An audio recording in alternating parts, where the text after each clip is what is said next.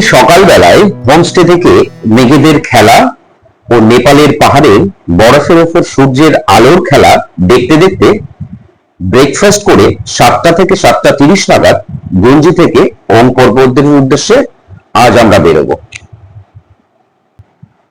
সকালবেলায় তখনও সূর্য হালকা হালকা উঠেছে। আমাদের ডান পাশ দিয়ে ওই যে দুটো পাহাড়ের মাঝ বরাবর বয়ে চলেছে কালী নদী। এইরকম বোল্ডার পাথর ভরা রাস্তা দিয়ে পেরিয়ে আমরা বিয়াস ভ্যালির দিকে এগিয়ে চললাম। যেহেতু এই অঞ্চলগুলো গ্লেশিয়ারে ঢাকা থাকে, তাই বছরের বেশিরভাগ সময়, যার জন্য এখানে রাস্তা বানালেও ঠিক থাকে না। শুনেছি পুরাণে 8টা ওম পর্বতের বর্ণনা আছে, কিন্তু মানুষ শুধুমাত্র একটাই খুঁজে পেয়েছে, যার দর্শন আজ আমরা করব। তবে চলুন আর দেরি কেন, আমরা সেই ওম পর্বতের রাস্তাতেই আছি।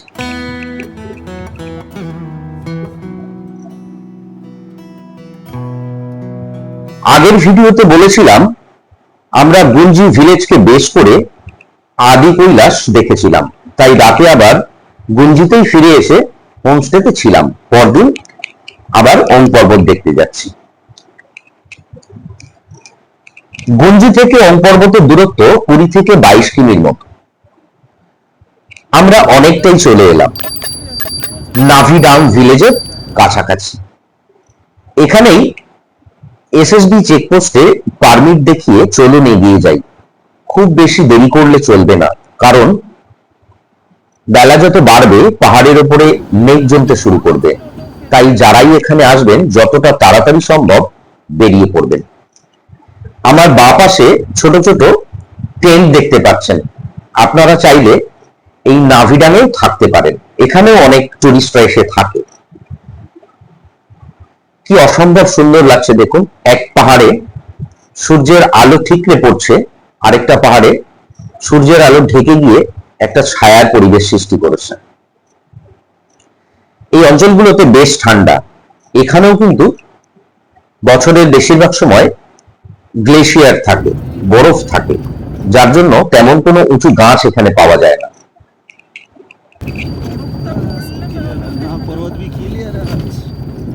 নাভি যুক্ত ডাং, নাভিডাং। নাভি মানে বুঝতেই পারছেন নাভি, আর ডাং শব্দের অর্থ ওদের কথা অনুযায়ী পাহাড়। ওই যে নাভিডাং ভিলেজ জাস্ট আমরা ক্রস করলাম।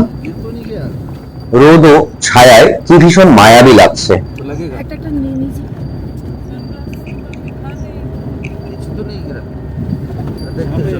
রাস্তা যে এখানে সবসময় খারাপ তা নয়, তবে রাস্তা তৈরি হচ্ছে। যেহেতু গ্লেশিয়ার থাকে, সেহেতু ওপর থেকে গ্লেশিয়ার গুলো যখন গলে গলে বা খসে পড়ে, তখন নিচে রাস্তাটাকেও ধসিয়ে নিয়ে যায়। এই ব্লগে আপনাদের বিয়াস ভ্যালি ও ওম পর্বত সম্পর্কে বিস্তারিত বলবো। যদি আপনাদের এই ভিডিও ভালো লাগে বা কোনো কাজে লাগে, তাহলে আমার এই জার্নি উইথ মহাজন চ্যানেলটাকে লাইক করবেন, কমেন্ট করবেন এবং সাবস্ক্রাইব অবশ্যই করবেন। এরপরে দেখুন পাহাড়গুলো আস্তে আস্তে ধূসর রঙের হয়ে গেছে। এখানে তৃণগুল্মগুলো ভীষণ কম। একটু পরেই আমরা নাগ পর্বত দেখতে পাবো। কথিত আছে নাগ পর্বতের মাথায় যদি মেঘ থাকে, তাহলে ওম পর্বতের মাথাতেও মেঘ থাকবে। জানি না কি দেখতে পাবো, তবে ওয়েদার খুব পরিষ্কার এবং ঠান্ডাও। আশা করছি খুব ভালোই পাবো, কারণ আমাদের গাইড কাম ড্রাইভার মহেশ আগেই বলেছে আজকের ওয়েদার খুব ভালো। এটা হচ্ছে বিয়াস গুফা। আমরা বিয়াস গুফার কাছাকাছি চলে এসেছি। ওই জুম করার যে অংশটা, ওই অংশে বিয়াস গুফাটা দেখা যাচ্ছে। এখন আমরা মোটামুটি গুঞ্জি থেকে 9 থেকে 10 কিলোমিটার দূরে কালাপানি নামক জায়গায় চলে এলাম। এই কালী মাতা মন্দির বড় বোর্ড লাগানো আছে, দেখুন, একটু জুম করে দেখে নেবেন। এখানেই কালী নদীর উদ্গম স্থল। এই যে নিচ দিয়ে বইছে এটাই কালী নদীর উৎসস্থল। এই ছোট ধারা দেখে হয়তো বুঝতে পারছেন না, কিন্তু এটাই কালী নদীর উদ্গমস্থল। এখান থেকেই কালী নদী ধীরে ধীরে নিচের দিকে নেমে গেছে। এইটা হচ্ছে কালী নদীর উদ্গমস্থল।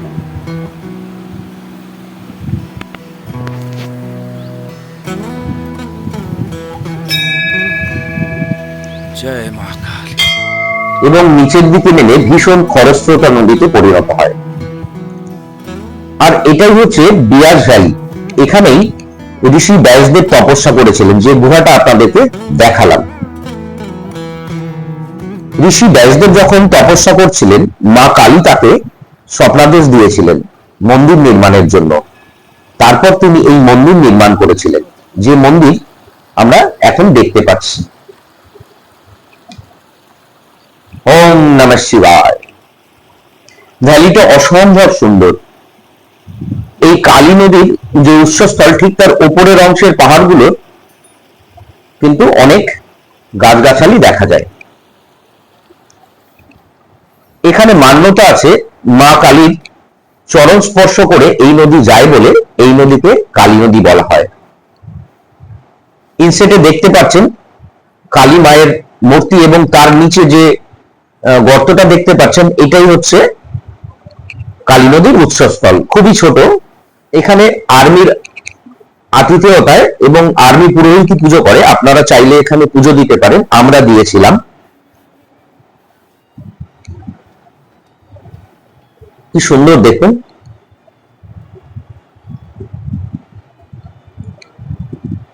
ওই যে আবার দেখে নিন, এটাই হচ্ছে কালী নদীর উৎস।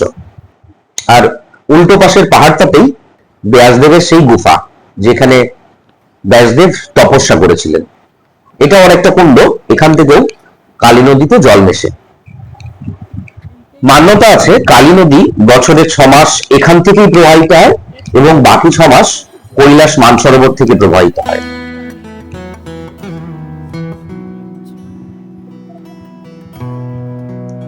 ওম পর্বত ও কৈলাস মানসরোবর যাত্রায় এই মন্দিরে কালী মায়ের দর্শনের পরই ওম পর্বত ও কৈলাস মানসরোবর যাত্রা সফল হয় বলে ধরা হয়, এটাও মান্যতা আছে।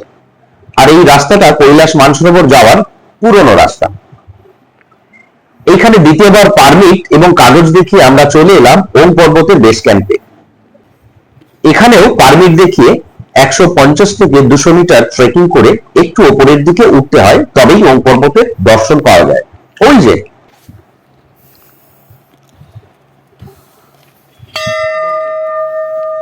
দেখতে পাচ্ছেন, সোজা তাকালেই দেখতে পাবেন ওম পর্বতটা। আজকে যদিও বরফের পরিমাণ কম, বরফ একটু বেশি থাকলে পরে ওম লেখাটা একদম প্রমিনেন্ট দেখা যায়।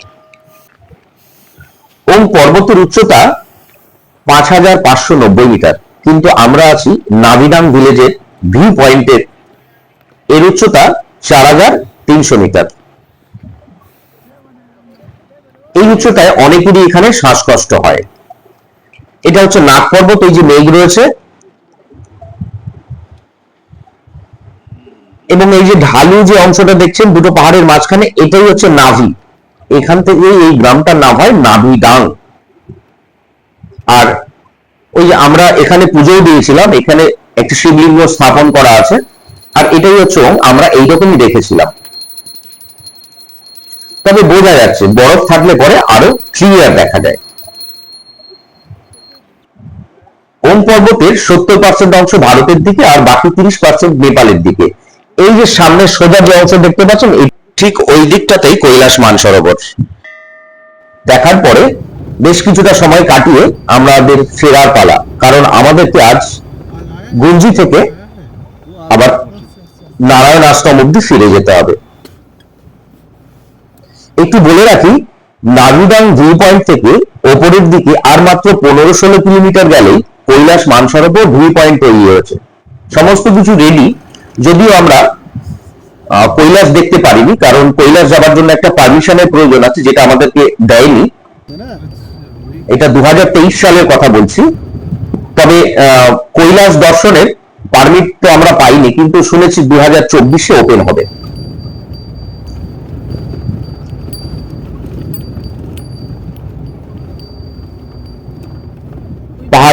দেখুন ধূসর রঙের, সব বরফ জমে বলে, যার জন্য আমরা নাগ পর্বতকে সামনে রেখে নিচের দিকে নামতে থাকলাম। এবার চলে এলাম আমরা গুঞ্জিতে। এটা হচ্ছে গুঞ্জি ভিলেজ। আমরা মোটামুটি ওই 11:30 12:30 নাগাদ গুঞ্জি ভিলেজে এসে পৌঁছেছিলাম ওম পর্বত দর্শন করে। কি সুন্দর গ্রামটা।